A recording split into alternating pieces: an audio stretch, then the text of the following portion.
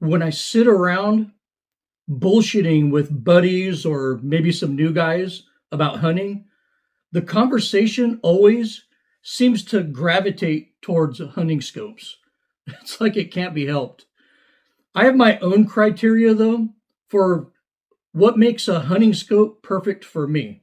But other people have different criteria and standards for their perfect hunting scope.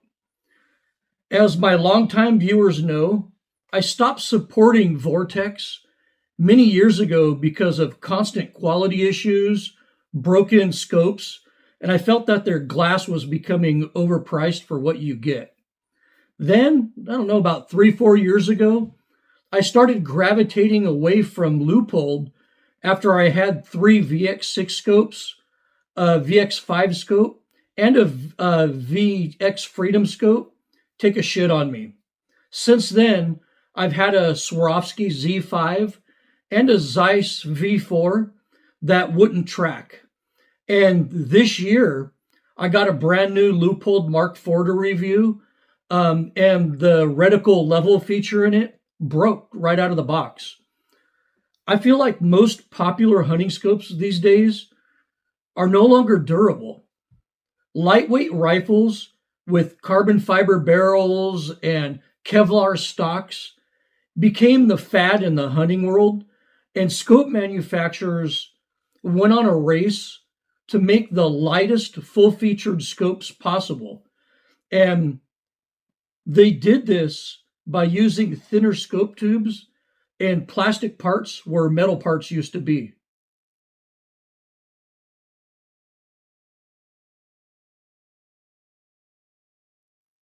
If you went on hunting forums about 10 years ago, they were just full of guys wanting full featured scopes with big elevation adjustment on it and great glass. And they wanted these scopes to weigh a pound. I'm not joking. That was the goal here. And that was probably the most misguided thing in hunting history. Scope tubes soon became so thin that if you torqued some scope rings to manufacturer specs, you deform the scope tube.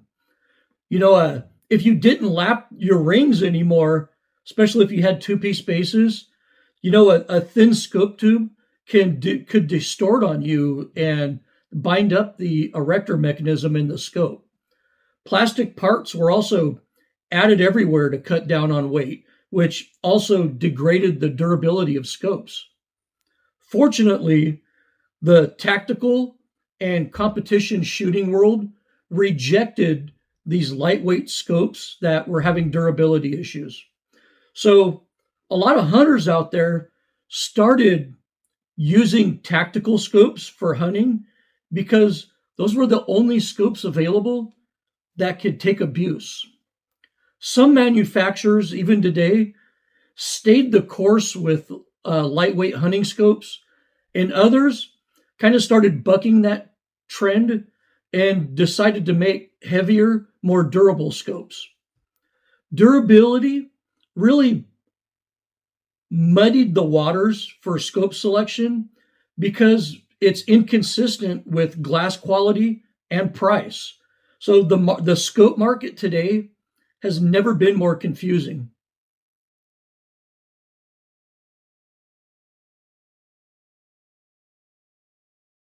When I look at a pure hunting scope, I have a recipe for what I think is ideal for me. I do all types of hunting all over the world, and I don't use animals for target practice at 1,000 yards. So, I'll never shoot over 400 yards, and I always do my best to stock in under 200 yards because I'm a good hunter.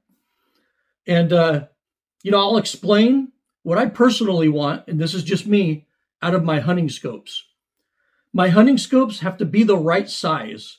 I want an objective, between 40 and 50 millimeters. And I prefer magnification in about the 2 to 12 range, somewhere around there. I want a capped windage turret for sure, but I actually prefer both turrets to be capped. Um, but I do dial for elevation sometimes. And when I do, my scope has to track accurately and reliably and always return to zero. My hunting scopes also have to be second focal plane because I use low power on my scopes a lot. As a matter of fact, I shoot most of my animals in the bottom range of power. Um, I also want a simple, bold reticle like a duplex reticle or a German reticle on my scopes. My scopes also need to have at least maybe a minimum of 3.5 inches of eye relief, but of course, more is better. And my scope must be extremely durable. And I have two reasons for that. Number one, I do most of my hunting on foot, and my rifle might be strapped to my pack while I'm hiking around in the Sierras.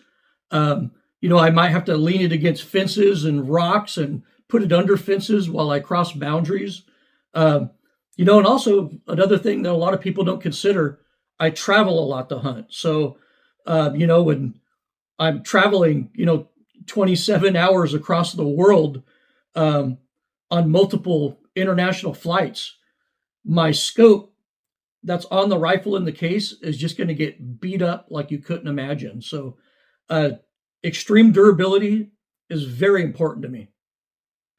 I also want good glass. That's important to me. I shoot most of my animals in low light or when they're in thick vegetation. And unlike most people out there that review scopes or comment on scopes, I actually know the difference between great glass and mediocre glass. And I want good glass. And lastly, I want simple illumination on my scope.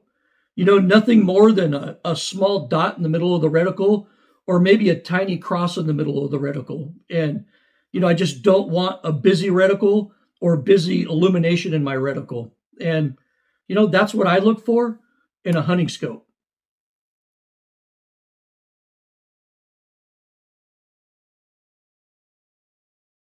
In the previous chapter, I laid out my criteria for the perfect hunting scope.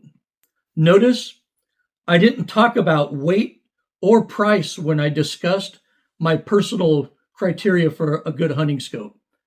And this is really where my hunting scope preferences are going to differ from other people when we discuss the subject. I posted a poll this month on my YouTube account where I asked my viewers what is the most important attribute when you select a hunting scope.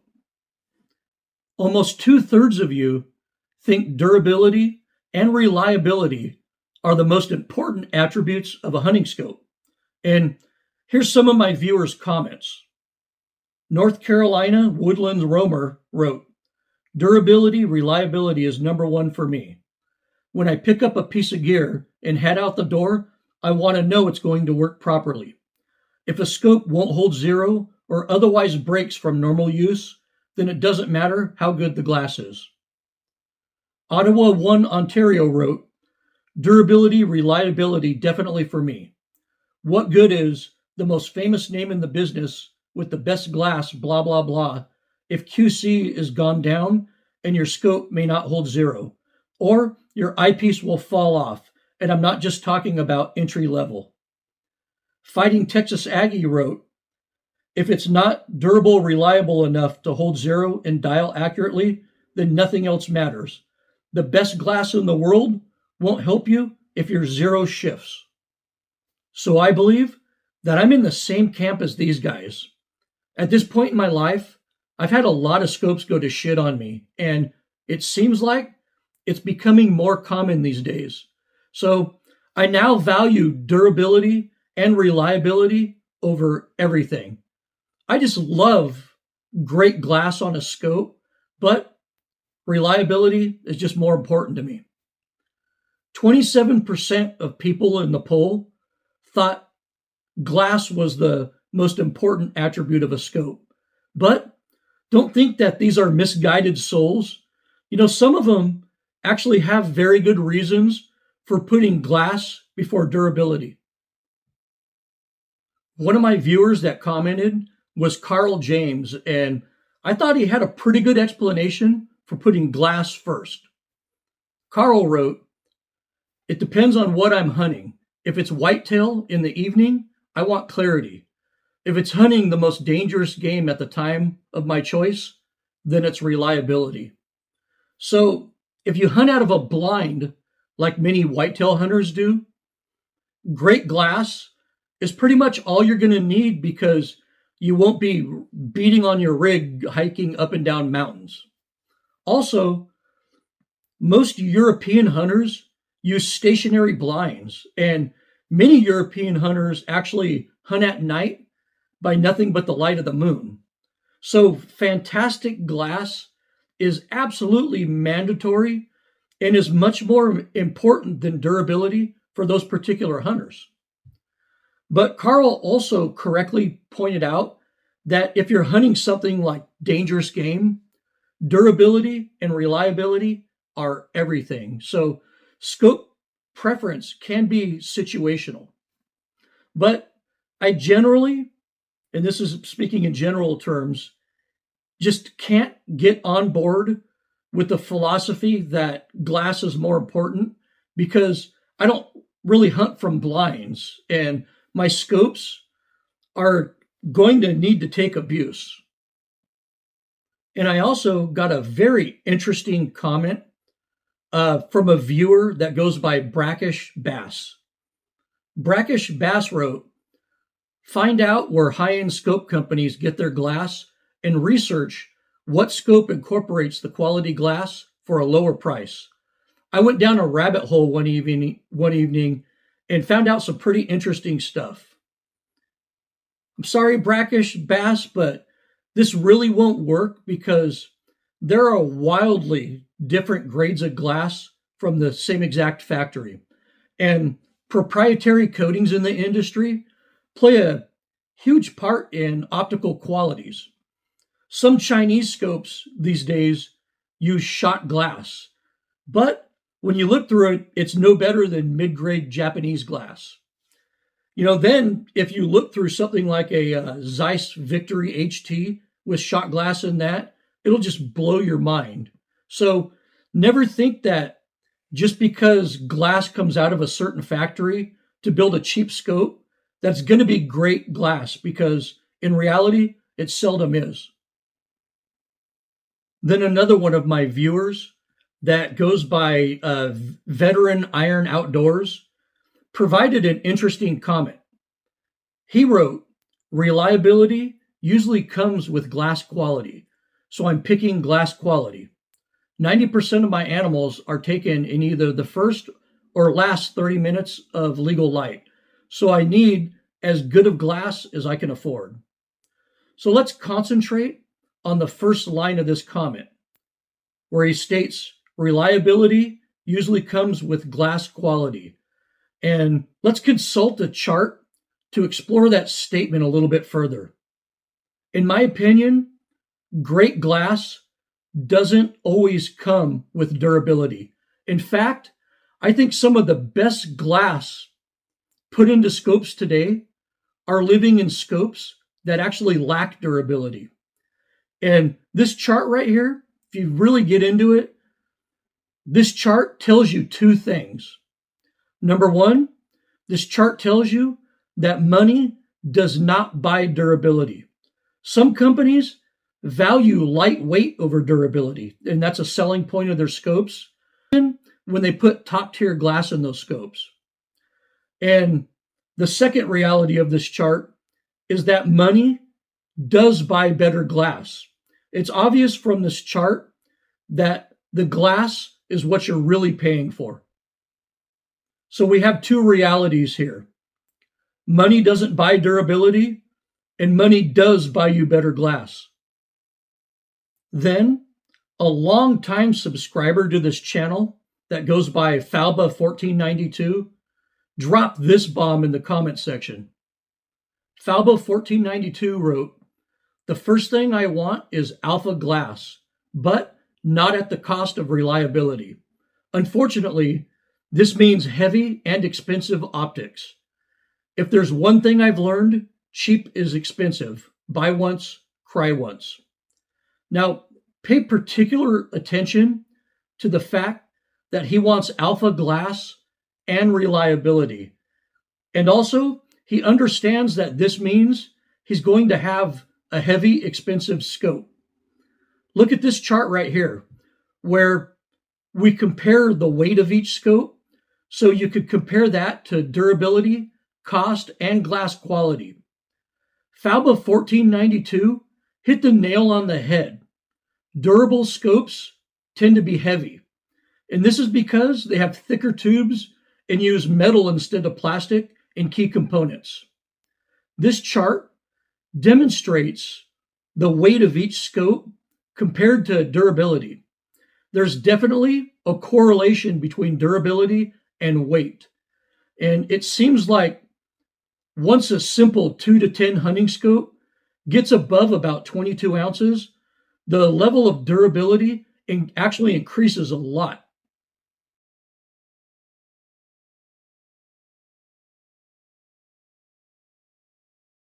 I know. You can't help it, can you? Many of you are going to go down in that comment section right now and vent because you can't afford a $3,000 Smith and Bender and Desert Dog said it's the best scope. Or some of you are going to get triggered because you believe your Burris Veracity has glass that's just as good as a Swarovski. But hear me out, because I think compromise is actually a good thing with scopes. And I don't think you're putting yourself behind the curve with a little compromise in your scope selection. I did a video during Scope Month 2 years ago called The Best Hunting Scope for $1,000. And I still believe that the best value in hunting scopes is still in that $1,000 range. The Trijicon AccuPoint and the Trijicon Credo line of scopes and the Nightforce SHV line of scopes, in my opinion, strikes a great balance between good glass, extreme durability, and an affordable price point. The only downside to scopes like this is weight. But as I explained earlier in this video, maybe weight really isn't a bad thing with scopes, and maybe it's something we should be embracing. As far as scope manufacturers go, I wish that they'd make a more concerted effort to produce more durable hunting scopes. But I suspect that the lighter scopes are probably much cheaper to make, and we're being fed crappy scopes marketed as lightweight scopes is nothing but a sales tactic. And unfortunately for them, I no longer fall for that tactic.